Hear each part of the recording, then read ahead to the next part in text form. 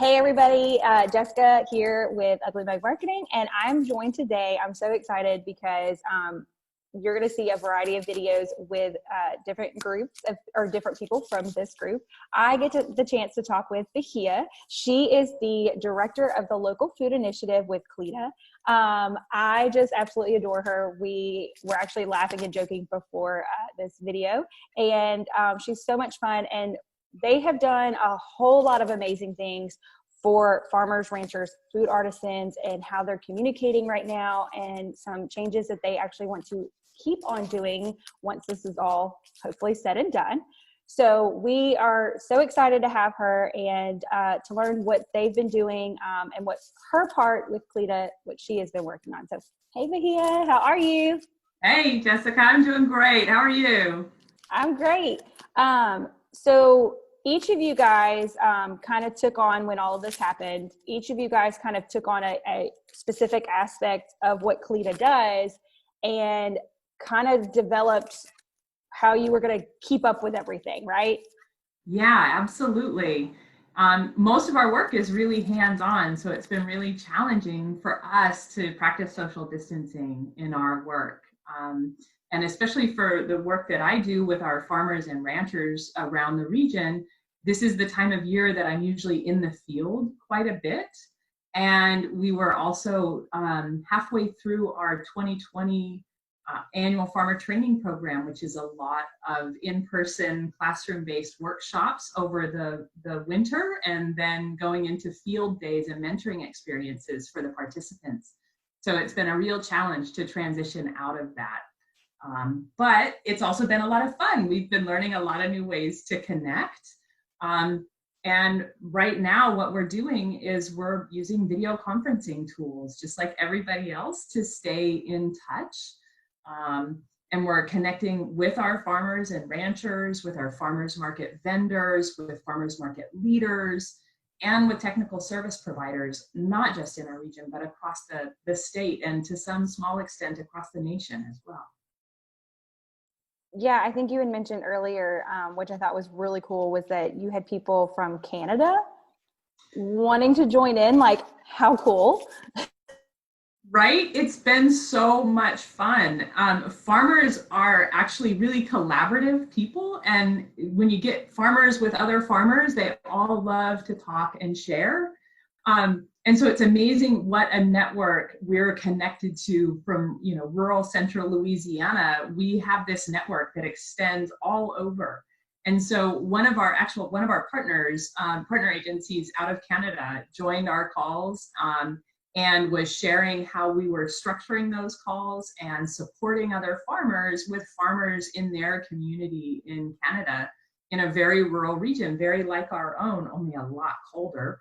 And just really, like, we've had so much fun talking and connecting with farmers during this really challenging time. It's been really nice to see everyone showing up and being present, and everybody understanding how differently this is impacting everybody's, farm-based business and family life, and just everything that goes along with that.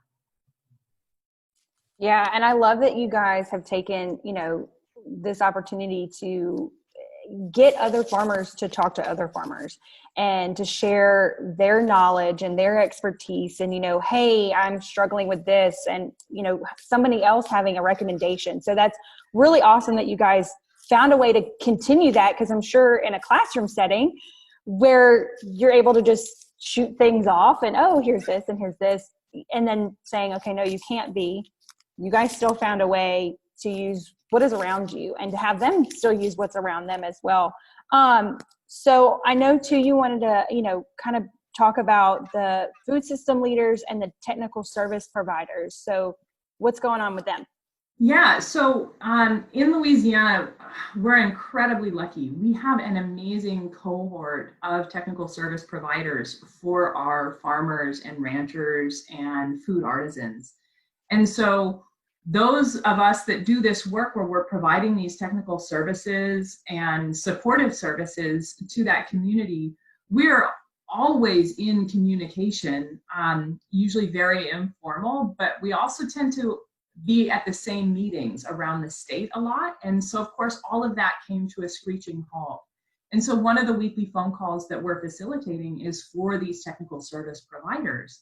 So any given week, we've got folks calling in from LSU Ag Center, Southern University Ag Center, Louisiana Department of Ag and Forestry, Louisiana Department of Health, folks from nonprofits like CLEDA, folks that are engaged in leadership work in their community around food systems, because questions are always coming up. And the food system, as we know, is really looks very different right now. And we all are exploring new best practices to encourage strong and healthful public health outcomes. And so it's been really helpful to stay connected with everyone and have this opportunity to chat and explore what people are seeing and hearing in their communities, because there's been a lot of questions. There's been a lot of concern about the integrity of our food system and the safety of our food.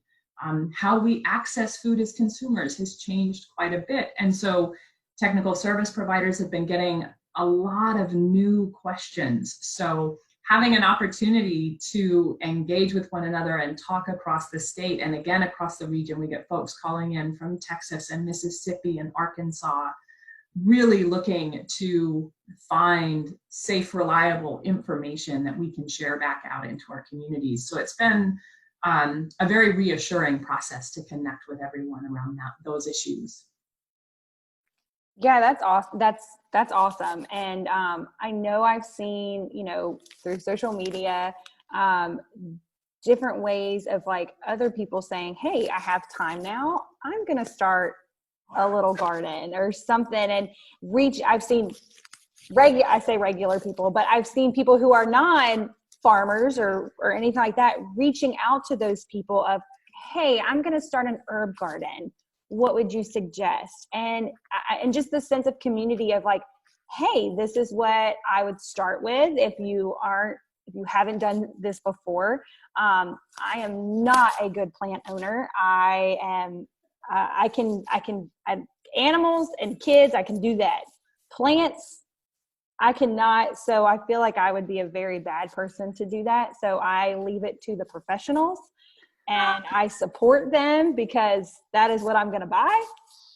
But I love that you guys are creating that. And if people have those questions, they know where to go and where to reach. Absolutely, yeah. So, and we don't work with a lot of gardeners in our roles, but we definitely connect with the extension program folks that do support home gardeners.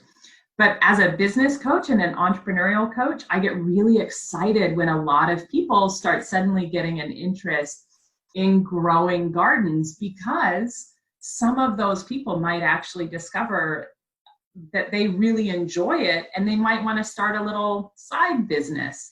And those folks, we always enjoy talking to them, because growing and selling food for your community can be a great way to earn a little extra income. There's certainly a huge demand for access to fresh, healthy local food right now. And we always like to find those new entrepreneurs in our region that want to participate in this. And becoming a home gardener is sort of the first step. And deciding if that's something that you really enjoy and something that you want to turn into a small business or eventually into a very large business. So we get really excited about these opportunities and always want to talk to people and connect them to resources that are available in their community and in this state, because again, we're really lucky in Louisiana. We have a really strong network of supportive services for not just for farm-based businesses, but for home gardeners as well.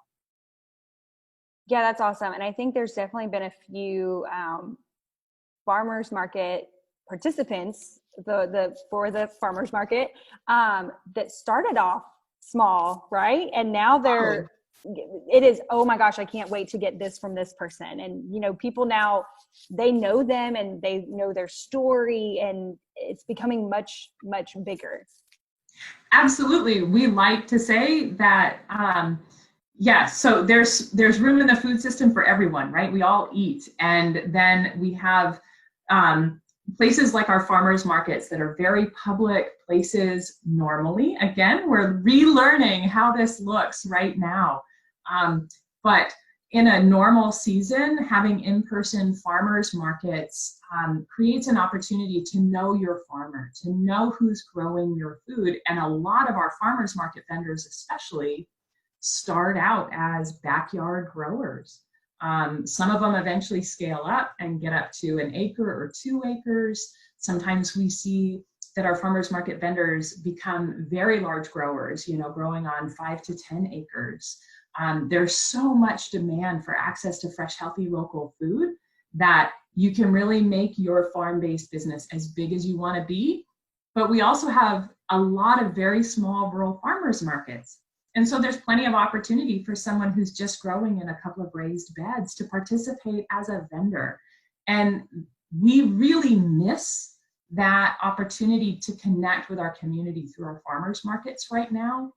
But we know that for the sake of our community's health and that strong desire we all have to see our economy reopen, one of the sacrifices we have had to make is pausing our in-person farmers markets. And so we've transitioned to a lot of online sales. We've got an online farmers market. A lot of the farmers market vendors have transitioned to Facebook ordering, all sorts of things. And just like our restaurants, we're really encouraging a no contact delivery method for accessing our fresh, healthy local food. And a lot of vendors are happy to make that accommodation. We really want to see our state and our region have better public health outcomes so that we can reopen the economy more fully. Yeah, that's awesome. And it's awesome to know that you guys that CLEDA is there to help with these transitions and with these questions and answers, and be able to make suggestions, and then again be able to reach out to, if you don't specifically know the answer, know where you can go and find that answer. So that's absolutely, yeah. That's, again, like, I can't say it enough. We're so lucky in Louisiana. We're this tiny little state. Like in the rest of the world, there may be 6 degrees of separation, but I'm convinced that in Louisiana it's like 2 at the most, right? Like, everybody knows everybody. And you got a cousin who's got a cousin, and you're all down at your mom's place. And it's just like, we can find the answer to any question you come up with. And like, seriously, somebody knows somebody who knows something. And I love that about working and living in this state. Yeah, that's great. That's exactly. And I know that my family, we can't wait till the farmers market opens. My son is convinced that eggs are not white, that they're only brown eggs, and he refuses to eat white eggs. Right. But it's because we brought him to the farmer's market and he got to pick his eggs. Right. And well, we're going to really blow his mind. I'm going to find him. I'm going to make it a thing. I'm going to make sure we get a vendor who's raising some Americunias, and we'll get him some blue and green eggs and really blow his mind. That may be a problem if then he thinks that that's the only kind of eggs and then I can't find them, but we enjoy our fresh eggs. Right. Yes. So, yes. Is there anything else you want people to know about what you guys are doing? I know right now it's so up in the air of when anything's going to open. Sure. And yeah, I would just say that CLEDA's still here. And as a regional economic development agency that's dedicated to making our rural communities vibrant places to live and work, we're still doing this even while we're practicing social distancing. So we are here supporting our small businesses, supporting our major employers, really investing strongly right now in our work with farm and ranch-based businesses, and making sure that we still have opportunities to get our farm fresh eggs from farm to table, just in safer ways right now. We're still doing business coaching. We're still providing all of the same services, just through different technologies and mediums right now. And our whole team is here working from our homes, from our porches, and around the community.